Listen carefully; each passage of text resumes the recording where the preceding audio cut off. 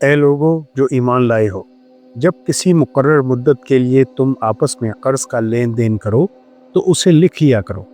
فریقین کے درمیان انصاف کے ساتھ ایک شخص دستاویز تحریر کرے جسے اللہ نے لکھنے پڑھنے کی قابلیت بخشی ہو۔ اسے لکھنے سے انکار نہ کرنا چاہیے۔ وہ لکھے اور املا وہ شخص کرائے جس پر حق آتا ہے، یعنی قرض لینے والا، اور اسے اللہ اپنے رب سے ڈرنا چاہیے کہ جو معاملہ طے ہوا ہو اس میں کوئی کمی بیشی نہ کرے۔ لیکن اگر قرض لینے والا خود نادان یا ضعیف ہو یا املا نہ کرا سکتا ہو تو اس کا ولی انصاف کے ساتھ املا کرائے۔ پھر اپنے مردوں میں سے 2 آدمیوں کی اس پر گواہی کرا لو، اور اگر 2 مرد نہ ہوں تو 1 مرد اور 2 عورتیں ہوں، تاکہ ایک بھول جائے تو دوسری اسے یاد دلا دے۔ یہ گواہ ایسے لوگوں میں سے ہونے چاہیے جن کی گواہی تمہارے درمیان مقبول ہو۔ گواہوں کو جب گواہ بننے کے لیے کہا جائے تو انہیں انکار نہ کرنا چاہیے۔ معاملہ خواہ چھوٹا ہو یا بڑا، میعاد کی تعین کے ساتھ اس کی دستاویز لکھوا لینے میں تساہل نہ کرو۔ اللہ کے نزدیک یہ طریقہ تمہارے لیے زیادہ مبنی پر انصاف ہے۔ اس سے شہادت قائم ہونے میں زیادہ سہولت ہوتی ہے اور تمہارے شکوک و شبہات میں مبتلا ہونے کا امکان کم رہ جاتا ہے۔ ہاں، جو تجارتی لین دین دست و دست تم لوگ آپس میں کرتے ہو اس کو نہ لکھا جائے تو کوئی حرج نہیں، مگر تجارتی معاملات طے کرتے وقت گواہ کر لیا کرو۔ کاتب اور گواہ کو ستایا نہ جائے، ایسا کرو گے تو گناہ کا ارتکاب کرو گے۔ اللہ کے غضب سے بچو، وہ تم کو صحیح طریقے عمل کی تعلیم دیتا ہے اور اسے ہر چیز کا علم ہے۔ اگر تم سفر کی حالت میں ہو اور دستاویز لکھنے کے لیے کوئی کاتب نہ ملے تو رہن بالقبض پر معاملہ کرو۔ اگر تم میں سے کوئی شخص دوسرے پر بھروسہ کر کے اس کے ساتھ کوئی معاملہ کرے تو جس پر بھروسہ کیا گیا ہے اسے چاہیے کہ امانت ادا کرے اور اللہ اپنے رب سے ڈرے، اور شہادت ہرگز نہ چھپاؤ۔ جو شہادت چھپاتا ہے اس کا دل گناہ میں آلودہ ہے، اور اللہ تمہارے اعمال سے بے خبر نہیں ہے۔ وہ اللہ ہی ہے جس نے طرح طرح کے باغ اور تاکستان اور نخلستان پیدا کیے، کھیتیاں اگائیں جن سے قسم قسم کے ماکولات حاصل ہوتے ہیں، زیتون اور انار کے درخت پیدا کیے جن کے پھل صورت میں مشابہ اور مزے میں مختلف ہوتے ہیں۔ کھاؤ ان کی پیداوار جب کہ یہ پھلیں، اور اللہ کا حق ادا کرو جب ان کی فصل کاٹو، اور حد سے نہ گزرو کہ اللہ حد سے گزرنے والوں کو پسند نہیں کرتا۔ اور اے برادران قوم، ٹھیک انصاف کے ساتھ پورا ناپو اور تولو، اور لوگوں کو ان کی چیزوں میں گھاٹا نہ دیا کرو، اور زمین میں فساد نہ پھیلاتے پھرو۔ اللہ کی دی ہوئی بچت تمہارے لیے بہتر ہے اگر تم مومن ہو، اور بہرحال میں تمہارے اوپر کوئی نگران کار نہیں ہوں۔ اور تم لوگ نہ تو آپس میں ایک دوسرے کے مال ناروا طریقے سے کھاؤ، اور نہ حاکموں کے آگے ان کو اس غرض کے لیے پیش کرو کہ تمہیں دوسروں کے مال کا کوئی حصہ قصداً ظالمانہ طریقے سے کھانے کا موقع مل جائے۔ یتیموں کے مال ان کو واپس دو، اچھے مال کو برے مال سے نہ بدل لو، اور ان کے مال اپنے مال کے ساتھ ملا کر نہ کھا جاؤ، یہ بہت بڑا گناہ ہے۔ اور چور خواہ عورت ہو یا مرد، دونوں کے ہاتھ کاٹ دو، یہ ان کی کمائی کا بدلہ ہے، اور اللہ کی طرف سے عبرتناک سزا۔ اللہ کی قدرت سب پر غالب ہے اور وہ دانا و بینا ہے۔ اے لوگو جو ایمان لائے ہو، یہ شراب اور جوا اور یہ آستانے اور پانسے، یہ سب گندے شیطانی کام ہیں، ان سے پرہیز کرو، امید ہے کہ تمہیں فلاح نصیب ہوگی۔ جو لوگ چاہتے ہیں کہ ایمان لانے والوں کے گروہ میں فحش پھیلے، وہ دنیا اور آخرت میں دردناک سزا کے مستحق ہیں۔ اللہ جانتا ہے اور تم نہیں جانتے۔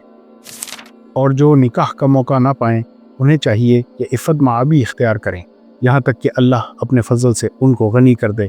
اور تمہارے مملوک میں سے جو مکاتبت کی درخواست کریں ان سے مکاتبت کر لو، اگر تمہیں معلوم ہو کہ ان کے اندر بھلائی ہے، اور ان کو اس مال میں سے دو جو اللہ نے تمہیں دیا ہے، اور اپنی لونڈیوں کو اپنے دنیوی فائدوں کی خاطر قہبہ کری پر مجبور نہ کرو جبکہ وہ خود پاک دامن رہنا چاہتی ہوں، اور جو کوئی ان کو مجبور کرے تو اس جبر کے بعد اللہ ان کے لیے غفور الرحیم ہے۔ اے لوگو جو ایمان لائے ہو، یہ بڑھتا اور چڑھتا سود چھوڑ دو اور اللہ سے ڈرو، امید ہے کہ فلاح پاؤ گے۔ اور لگے ان چیزوں کی پیروی کرنے جو شیاطین سلیمان کی سلطنت کا نام لے کر پیش کیا کرتے تھے، حالانکہ سلیمان نے کبھی کفر نہیں کیا۔ کفر کے مرتکب تو وہ شیاطین تھے جو لوگوں کو جادوگری کی تعلیم دیتے تھے۔ وہ پیچھے پڑے اس چیز کے جو بابل میں 2 فرشتوں ہاروت اور ماروت پر نازل کی گئی تھی۔ حالانکہ وہ فرشتے جب بھی کسی کو اس کی تعلیم دیتے تھے تو پہلے صاف طور پر متنبہ کر دیا کرتے تھے کہ دیکھ، ہم محض ایک آزمائش ہیں، تو کفر میں مبتلا نہ ہو۔ پھر بھی یہ لوگ ان سے وہ چیز سیکھتے تھے جس سے شوہر اور بیوی میں جدائی ڈال دیں۔ ظاہر تھا کہ اذن الہی کے بغیر وہ اس ذریعے سے کسی کو بھی ضرر نہ پہنچا سکتے تھے، مگر اس کے باوجود وہ ایسی چیز سیکھتے تھے جو خود ان کے لیے نفع بخش نہیں بلکہ نقصان دہ تھی، اور انہیں معلوم تھا کہ جو اس چیز کا خریدار بنا اس کے لیے آخرت میں کوئی حصہ نہیں۔ اتنی بری متاع تھی جس کے بدلے انہوں نے اپنی جانوں کو بیچ ڈالا، کاش انہیں معلوم ہوتا۔ اس کا تقاضا یہ ہے کہ تم میزان میں خلل نہ ڈالو، انصاف کے ساتھ ٹھیک ٹھیک تولو اور ترازو میں ڈنڈی نہ مارو۔ تباہی ہے ڈنڈی مارنے والوں کے لیے، جن کا حال یہ ہے کہ جب لوگوں سے لیتے ہیں تو پورا پورا لیتے ہیں، اور جب ان کو ناپ کر یا تول کر دیتے ہیں تو انہیں گھاٹا دیتے ہیں۔ مگر جو لوگ سود کھاتے ہیں ان کا حال اس شخص کا ہوتا ہے جسے شیطان نے چھو کر باولا کر دیا ہو، اور اس حالت میں ان کے مبتلا ہونے کی وجہ یہ ہے کہ وہ کہتے ہیں تجارت بھی تو آخر سود ہی جیسی چیز ہے، حالانکہ اللہ نے تجارت کو حلال کیا ہے اور سود کو حرام۔ لہٰذا جس شخص کو اس کے رب کی طرف سے یہ نصیحت پہنچے اور آئندہ کے لیے وہ سود خواری سے باز آ جائے، جو کچھ وہ پہلے کھا چکا سو کھا چکا، اس کا معاملہ اللہ کے حوالے ہے، اور جو اس حکم کے بعد پھر اسی حرکت کا اعادہ کرے وہ جہنمی ہے، یہاں وہ ہمیشہ رہے گا۔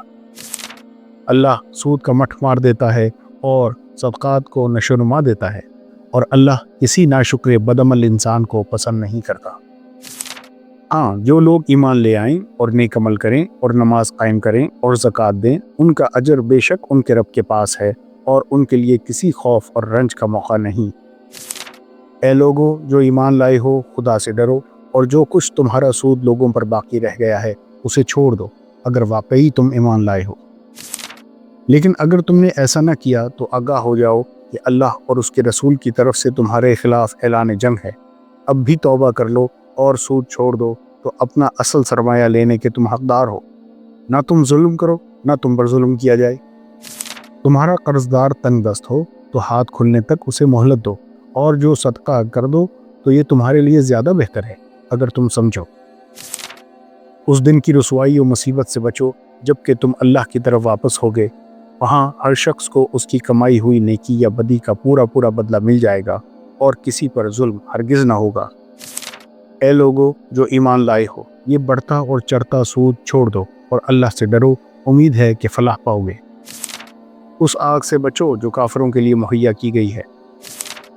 غرض ان یہودی بن جانے والوں کے اسی ظالمانہ رویے کی بنا پر، اور اس بنا پر کہ یہ بکثرت اللہ کے راستے سے روکتے ہیں اور سود لیتے ہیں جس سے انہیں منع کیا گیا تھا، اور لوگوں کے مال ناجائز طریقوں سے کھاتے ہیں، ہم نے بہت سی وہ پاک چیزیں ان پر حرام کر دیں جو پہلے ان کے لیے حلال تھیں، اور جو لوگ ان میں سے کافر ہیں ان کے لیے ہم نے دردناک عذاب تیار کر رکھا ہے۔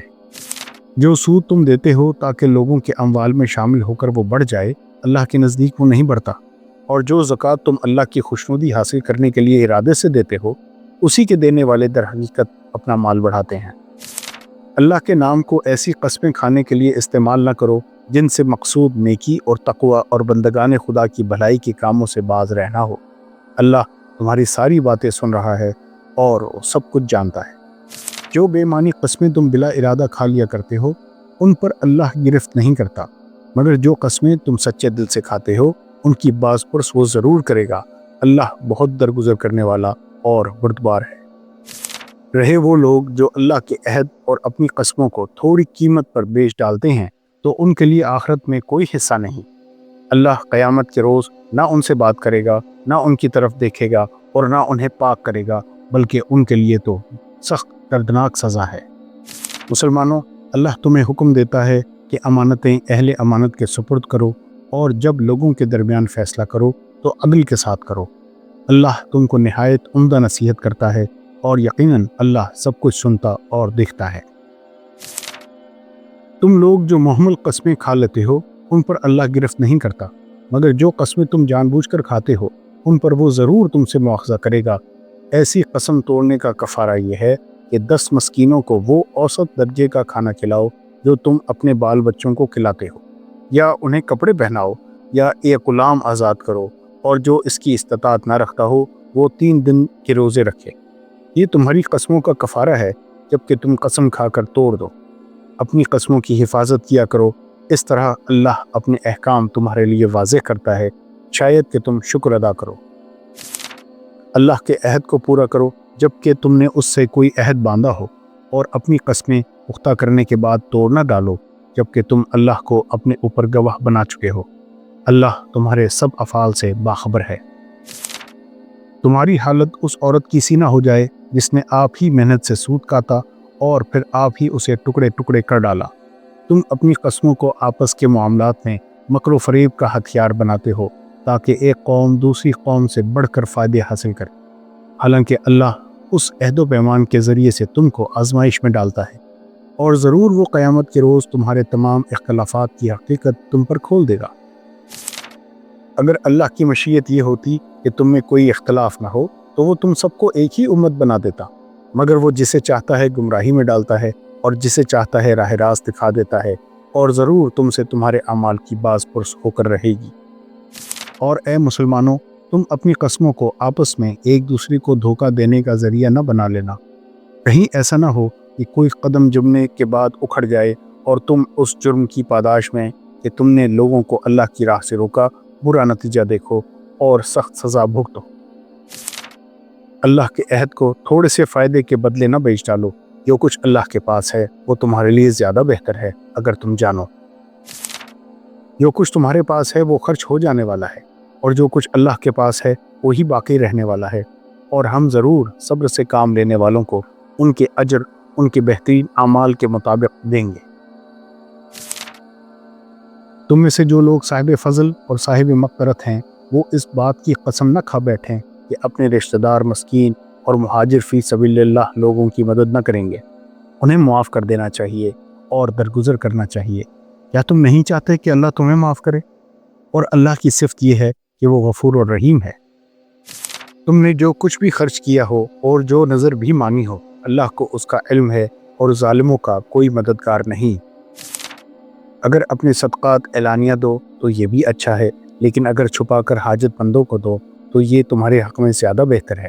تمہاری بہت سی برائیاں اس طرز عمل سے محو ہو جاتی ہیں، اور جو کچھ تم کرتے ہو اللہ کو بہرحال اس کی خبر ہے۔ وہ اس وقت سن رہا تھا جب عمران کی عورت کہہ رہی تھی کہ میرے پروردگار، میں اس بچے کو جو میرے پیٹ میں ہے تیری نظر کرتی ہوں، وہ تیرے ہی کام کے لیے وقف ہوگا، میری اس پیشکش کو قبول فرما، تو سننے اور جاننے والا ہے۔ بس تو کھا اور پی اور اپنی آنکھیں ٹھنڈی کر، پھر اگر کوئی آدمی تجھے نظر آئے تو اس سے کہہ دے کہ میں نے رحمان کے لیے روزے کی نظر مانی ہے، اس لیے آج میں کسی سے نہ بولوں گی۔